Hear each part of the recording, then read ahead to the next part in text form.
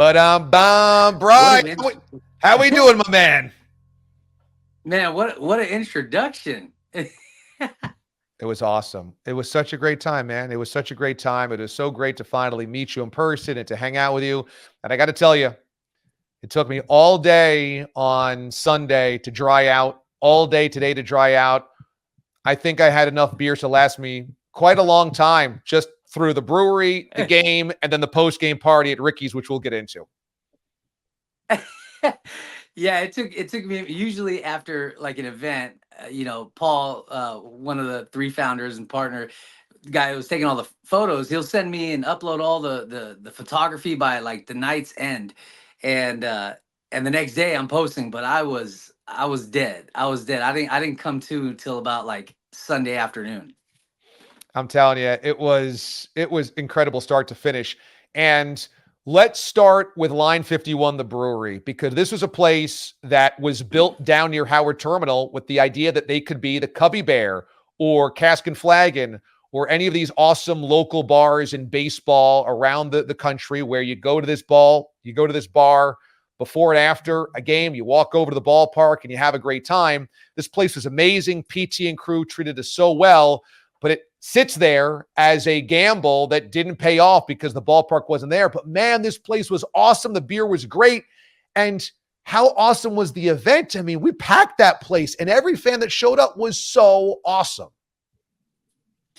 Yeah, it was super emotional. I mean, we had people flying in from Canada and Winnipeg. We had a couple drove up from LA. They left at like 3:30 or 4 in the morning just to get to the live show. We had people from Sacramento come in.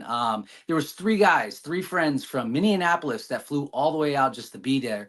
And yeah, I mean, Line 51, they were the first brewery that stepped up for Fans Fest when Drake's pulled out. And so these breweries, they're community staples, and they're places that if a stadium was there, would be like that live show almost every single night on a homestand. And so a lot of them are really missing out on what could have been, if the stadium was there at Howard Terminal.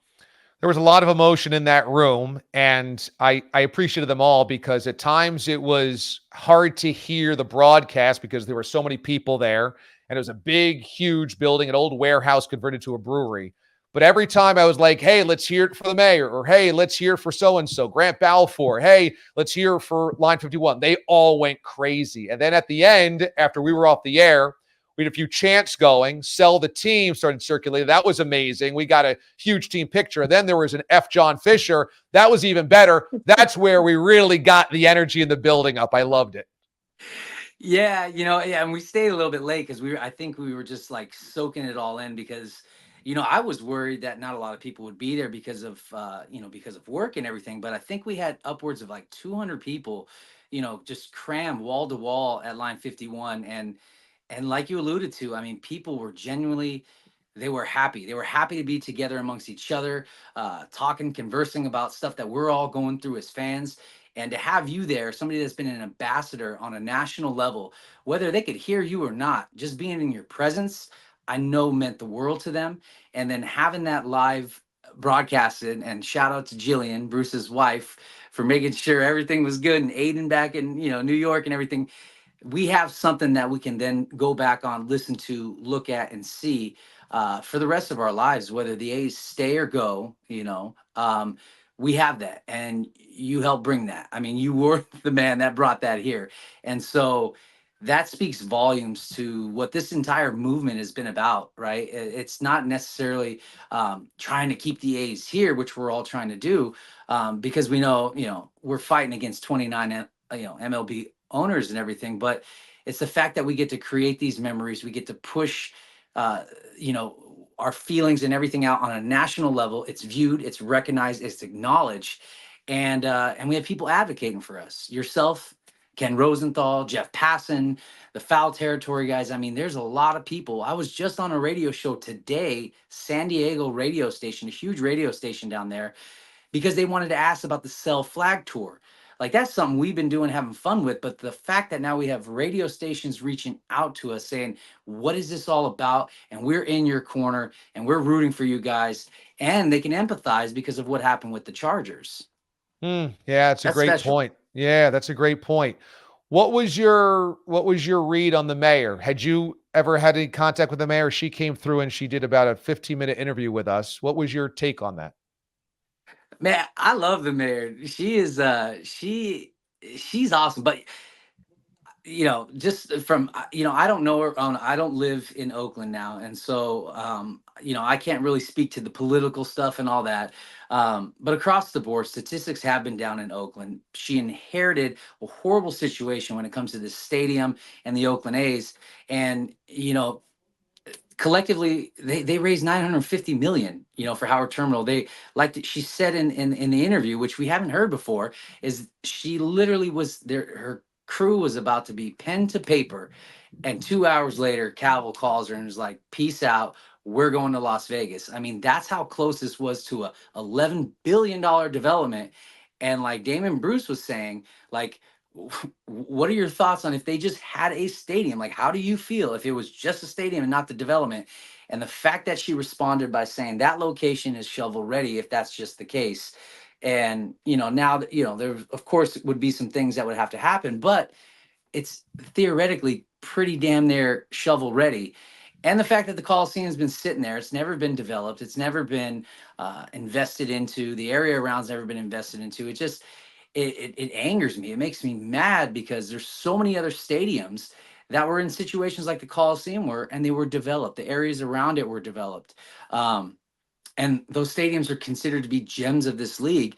And the fact that we always could have had that in Oakland, whether it be the Coliseum site or something facing, Oracle Park on the waterfront, it angers me knowing that one man is the reason why we haven't been able to have that, and it's never been able to come to fruition. It's a great point. And, I look at a ballpark that I go to all the time in Citi Field, and Shea Stadium was a multi-purpose facility in a huge sea of parking lots with a really crummy neighborhood around. It's all chop shops and auto body shops. And it was, it was an eyesore. The whole area was an eyesore, and it still is to a certain degree. But now that Steve Cohen's bought the Mets, there was a vision and there was some political might, and now it's okay. NYCFC, the soccer team's going to build a gleaming place next door. They want a casino there, they want a hotel there, and they want to build out a baseball ballpark. It's the same situation, but in Oakland, now you have even more property and more land, and there's the BART right there, which is the train. So it is a place that you could do a lot. And there just was a refusal to even go there. And I think the same thing. I thought, if I'm an A's fan, I can't tell if I'm satisfied because at least I know that it wasn't our fault, our politicians' fault, or I'm now really angry because our mayor is saying, if you just want a ballpark, we're shovel ready. It's that you wanted everything else. And even when we moved mountains for you, you still said, we're out of here. We never had the intention. So was it disheartening to hear that from her or encouraging? I mean, it was super disheartening. I know you're a football fan. I'm a football fan. We're all football fans. How hard is it to score a touchdown on some, big time defenses? It's almost impossible. Well, they were about to score a touchdown. And then John Fisher said, go the length of another field. And so they said, okay. And then they went the length of the field again. And John Fisher said, try to score another touchdown. So to hear that the goalposts got moved, not three, not four, but several times. I mean, how many shovels and how many locations could we have had? It angers me. It angers me so much because, I mean, you sit there in that Coliseum, you sit around and it's just what could have been just keeps rolling through your head. And I mean, you look at that area where the BART bridge is on each side of that. At any point in time, an owner could sit there and say, you know what, I want to work with the community, hand in hand with the community. Let's develop this area around it together. There could be some funds that come in through taxpayers, and that's fine, as long as you have in earnest an owner that sees the vision with the city. I mean, it can come, it can come together and it can happen. And the fact that he's had every excuse known to man why he couldn't do it, it's sickening. It is absolutely sickening. I mean, look at that place, line 51. It's gorgeous. Look at the smiles on the people's faces. I mean, that's what's being ripped away from us. You know, you felt it. You were there. I mean, this was genuine. This stuff that we were doing, and we were bashing arms, and I mean, what other fan base makes puppets of their owners? What other fan base makes those huge bash arms? What other fan base has 20,000 people and two fan groups organize and coordinate an entire fan fest with several ex-Oakland A's players, and we bring in the community like they should have been doing with all the other Oakland teams, and we brought everybody in. And instead of pushing everybody out and saying it's everybody else's fault, we said, "Hey, we're going to get this shit done, and we're going to do this over and over and over again, just to prove and just to show that fans aren't the problem." And I don't know how many times we got to show it, and even in this little, like I call it a reverse boycott junior, you know, we still brought a punk rock band. We still, had the visuals that were there. We still had people when they did not want to go to this stadium anymore. We managed to get 16,000 in a stadium that's been getting 3 to 5,000 all year long, and we managed to get 200 people to call in sick from work just to come to Line 51. What other fan base does that? Zero. And And that's what fan base should have to do that? That's the question: is what fan base should have to do that? They shouldn't. That's right. That's the criminality from baseball standpoint. Baseball should be taking markets like Oakland that might be a one-horse town now and saying, let's double down. We have history here. The fan base is thirsty here. If we do it right, it can explode once again. It once was awesome. And instead, baseball is allowing the thievery to happen, which is so disappointing because if Rob Manfred walked through the parking lot that I did and walked through the Coliseum like I did and just spoke to the fans that I spoke to, what you can tell is they are just ready to be totally invested again. Everybody wants to be invested. Nobody is sitting there going, I want to be pushed away. And yet the exact opposite is happening. The game itself is pretty amazing. We go through the parking lot, tailgate, punk rock band is playing in the parking lot. The puppets are out. We're having a good time, having some beers, going to go into the ballpark. And we go into the ballpark, and the game itself ends up as a walk-off winner. Bottom 9, the A's win. So we go crazy out in the left field bleachers. That kind of felt a little storybook, didn't it? Yeah, it felt like, yeah, for that moment, you really forgot all your problems. I mean, it was just fans, the field, the players, and the energy, And so, yeah, those are the moments that really tug at the heartstrings. And like I think I was having a conversation with you when I said, they put these video montages up on the big screen, and it talks about the history of the players, and you see the shots of the crowds and the fans, and how many creative fans have come out of this Oakland fan base is just remarkable. And it just your eyes fill up with tears, because they don't see it. They don't want to see it, and they know it, and they still are like, no, we want to go somewhere else because it's the easy, softer way. And really, that's actually incorrect. The easier, softer way would have stay where they're at and just sell the team, and it's but man, it felt good. It didn't feel like, I think for me, what the FJ Fisher Fest, was it was a fest. It was it felt good. It felt great. It felt like I said, it gives you a reason to go to a game and not feel guilty. I didn't feel guilty. I mean, we were throwing middle fingers in the air, and beers were flowing, and we were joking about where to get food, and you came back, and we just ate some the barbecue pizza, and I was like, yo, Damon, I'm sorry, but this pizza's bomb, and I told you to go get chicken fingers. you know like It was great. and the puppets, my best friend NorCal Nodders, his wife Melody, like these guys have a museum filled to the brim of A's memorabilia that the A's themselves can't even sniff from a memorabilia standpoint. And yet the A's have not once ever documented this. And if this was any other fan base, you'd have the team's cameras all up in his mansion, in his museum, filming this. And this guy literally made two hand puppets that look just like John Fisher. He's made a walking, talking bobblehead of Dave Cavill. Like, the creativeness of this fan base is insane. We have vloggers after vloggers, Gamer Athletics, Dylan. We have all these videographer vloggers, right? Because why? Because our team doesn't give us the content. They don't do that.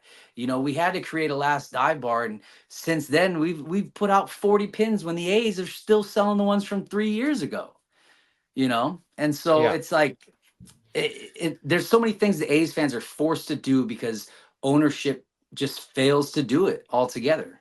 Yep. There's no doubt about it. They have faltered at every spot, and A's fans have had to pick up the slack, and it's remarkable how much slack has been picked up. There was a lot of eye-opening experiences and moments throughout the entire night. I'm so glad that I got to go. So many great people. Just, stumbling into somebody that didn't know I was coming into town when I was up in Mount Davis making my walk around. My buddy BZ and we did the entire circumference of the stadium, and they're like, "Wait a second, DA, you're here?" I said, "Yeah, I came for the game." They're like, "Oh my God, that's amazing. Take a photo of my daughter, what have you. Like, we want to take a photo." Like, that experience was amazing. And then afterwards was fireworks, and you wanted to bring me up to the very highest seat at the top of the upper deck behind home plate to watch the fireworks. Why did you want me freezing my butt up there? I was dressed in a hoodie and shorts. I thought that would be fine. Oh, no, no, no, no.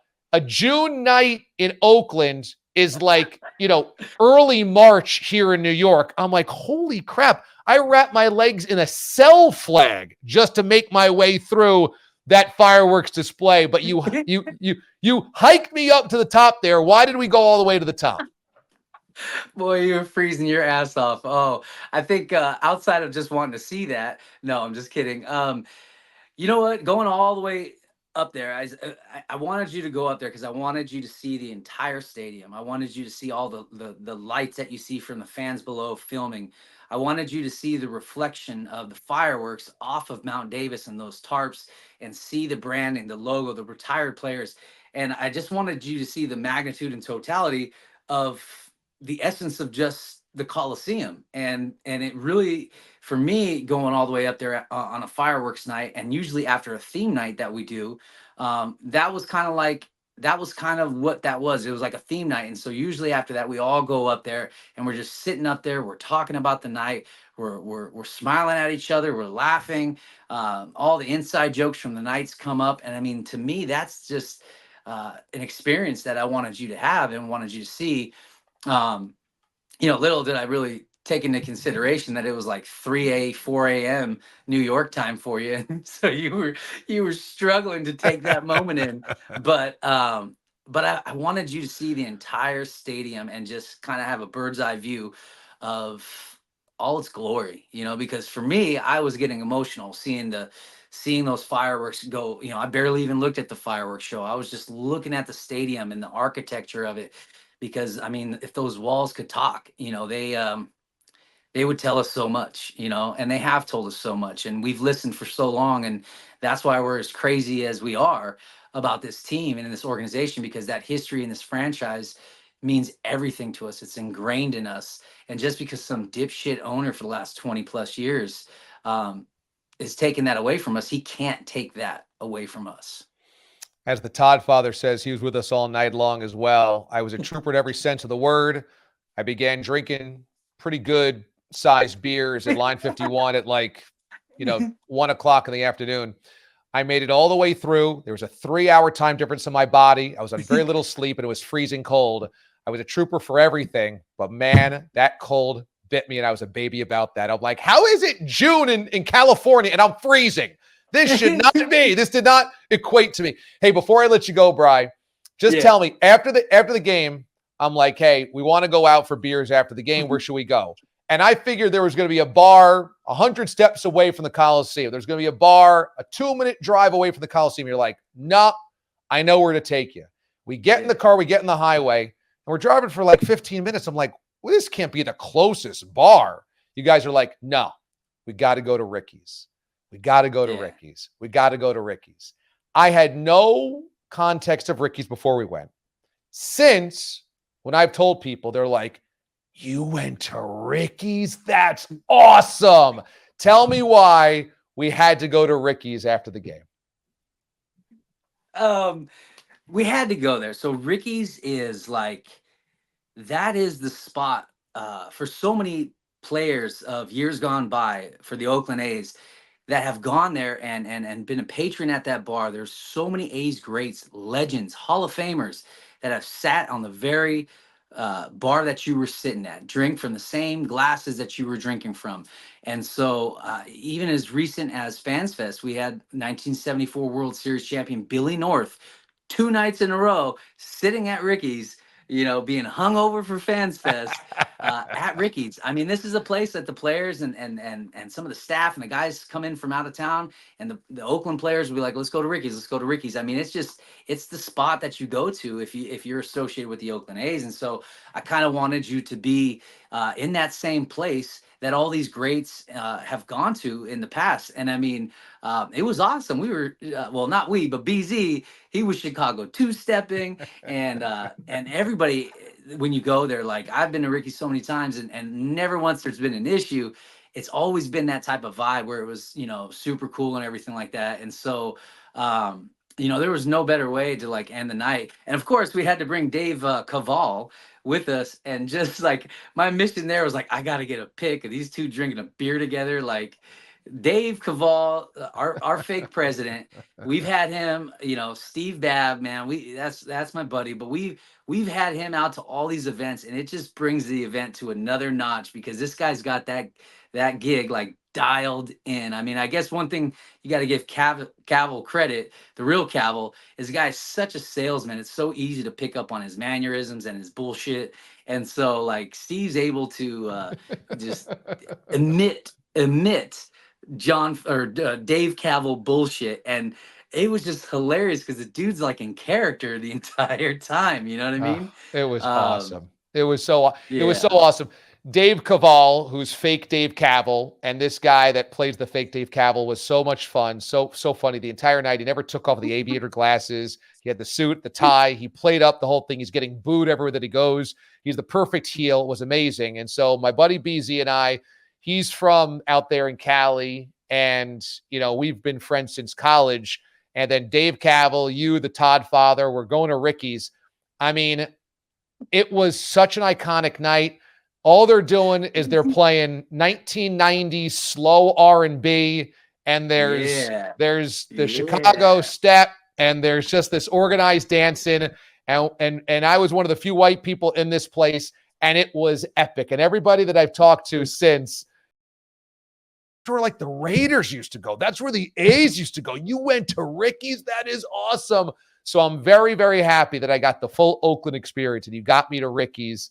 That was such a perfect way to end the night. Loved it. Yeah. Well, there was four. There was four white dudes. It was literally us four. Yeah, us four. Five, yeah. right? Yeah, four and a president. But I mean, we took the president with us. So, I mean, we got to go, and they're like, oh, Dave Cavill's here. They must work for the A's or something, So it was awesome. But yeah, man, and I know I speak for so many when I say, like, just thank you. Thank you for listening. Thank you for observing. And thank you for formulating an opinion based in facts, sticking to that and staying as consistent as you have been. You've been like the patron saint for so many A's fans. And like, I can't even tell everybody that's listening how many times somebody came up and was literally crying and then thanking us just for being associated with you, and then being able to kind of get you to come to Oakland. Like, it meant so much to so many people. And, you got listeners in us forever, and I know we've built a clan of D-aliens out here in Oakland that are going to listen to everything you say, because it's based from the right place, and it's not bullshit. Well, I appreciate you saying that, and I appreciate everybody that reached out to me when I was out there. I mean, like I said, it was a pretty powerful thing for that entire day, just being introduced to people who would come up and say the things that you kind of just said, and just thanks for being a voice for us. And for everybody that said thank you to me, I want you to know, and Bryan, maybe you could pass this along to the people that have told this to you, that truly the pleasure is mine. Because when you do something like I do, you talk about sports, and this morning we're talking about whether the Mavericks can win game 3 to keep this a series. So you're talking about whether Danny Hurley should take the Lakers job and who LeBron might want. And those are fine. Those are interesting. But those ultimately don't matter in the grand scheme of things. What you'd like to do is you'd like to do my job and to do something that really has some significance behind it. And so to know that even there's a small bit of this that maybe just helped recognize people, helped acknowledge somebody how they felt, just know that speaking on it meant something to somebody is all I could ever ask for. So it is truly my pleasure. And when you hear thank you a lot, you just feel like you want to say thank you back.